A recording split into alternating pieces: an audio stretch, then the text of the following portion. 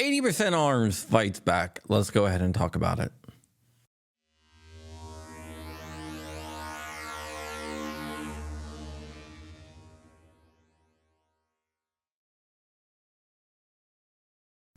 What's up, Wolverines? Welcome back to the channel. My name is John Crump. I'm an investigative journalist, and this is John Crump News, where we discuss 2A every day. Go ahead and sub to the channel. It really helps with the algorithm, and that helps me grow my channel. And I really want to grow the channel. Once I hit 50,000 subscribers, I have an amazing giveaway I am planning. So you can help me reach that goal by subscribing if you're not subscribed, or have a friend subscribe. Okay, today we are brought to you by our friends at Gideon Optics. Gideon Optics makes some of the best optics at an affordable price. So why spend money on an optic where you can get a cheaper optic that is just as good? Go ahead and check out Gideon Optics, and for a limited time, you can use code CRUMPY and get 10% off and free shipping on all orders. So I've been talking to the people over at 80% Arms, and they've asked me to share their message with you. They put out a press release, and after that, we're going to be talking about how you can help 80% Arms fight back against the ATF. But before we get into that, let's go ahead and review what happened. 80% Arms is one of the companies that sued the ATF over the frames and receiver rule.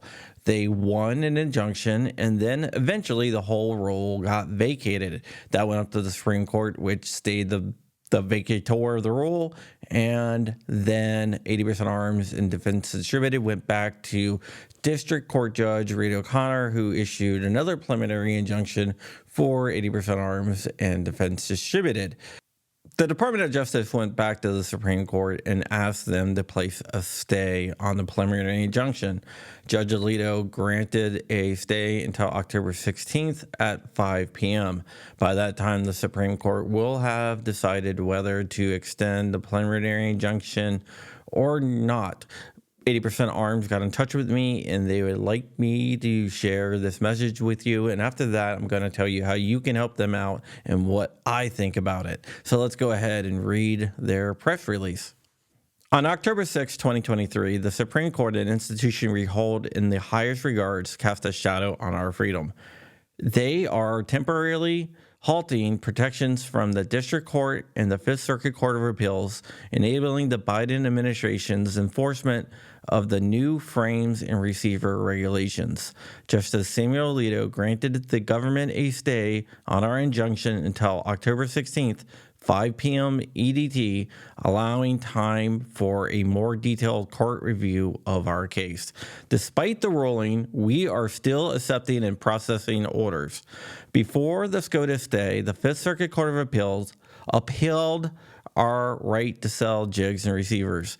Our bite with the narrow protection to only Blackhawk Manufacturing, DBA 80% Arms, and Defense Distributed. The ATF, persistently seeking control, appealed this decision, bringing SCOTUS into play again.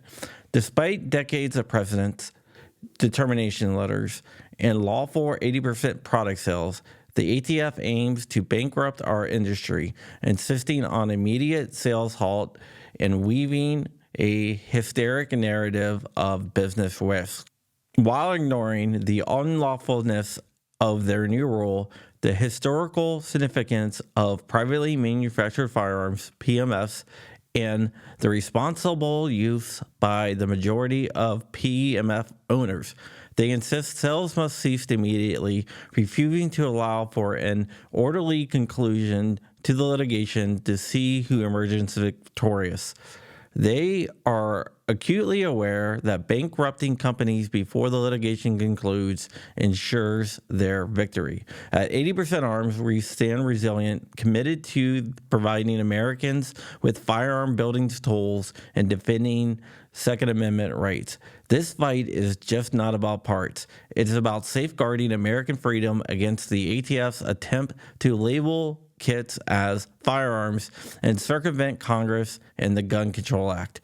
We prepare to take on the ATF and the Supreme Court, confident that with the rule of law, the court will see through the government's deceptions and rule in our favor. You can support our fight by purchasing from us or contributing to our legal fund, which fuels our ongoing litigation. Basically, what 80% Arms is doing here is telling the ATF to take their new rule and stick it so far up their ass that when they open their eyes, people could see it.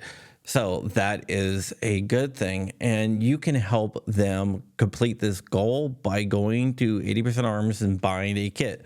I'm planning on buying some stuff from there, and they also have a legal defense fund. So if you cannot buy a kit because you live in California or some other communist state, you can always contribute to their legal defense fund. Even if you cannot buy a kit, it is a good thing to fight for because you are fighting for freedom.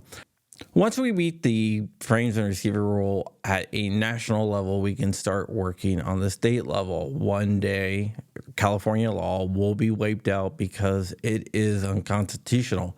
New York laws will be wiped out because they are unconstitutional. We will win this battle, but it's a long fight and it's going to take time. So we have to defend the companies that defend our rights, and we have to help them out. So if you could go to 80% Arms and go ahead and purchase something, or you can just contribute to their legal fund. I would link it in the video, but then YouTube would get really pissed off at me, and I don't want to kill my message. We have to play by the YouTube rules, even though that they are unfair, if we want to get the message out to the masses. I know it really sucks, but it's just something that we have to do. All right, guys, that is it for today. Support the companies that support you. Remember, stay ever free, stay ever vigilant. Please hit that thumbs up. It really does make a huge difference, and it's totally free. Let me know down below if you are going to help support 80% Arms, or Defense Distributed, or any of the other companies that are fighting for our freedom. And with that, we are out of here. Wolverine's motherfucker.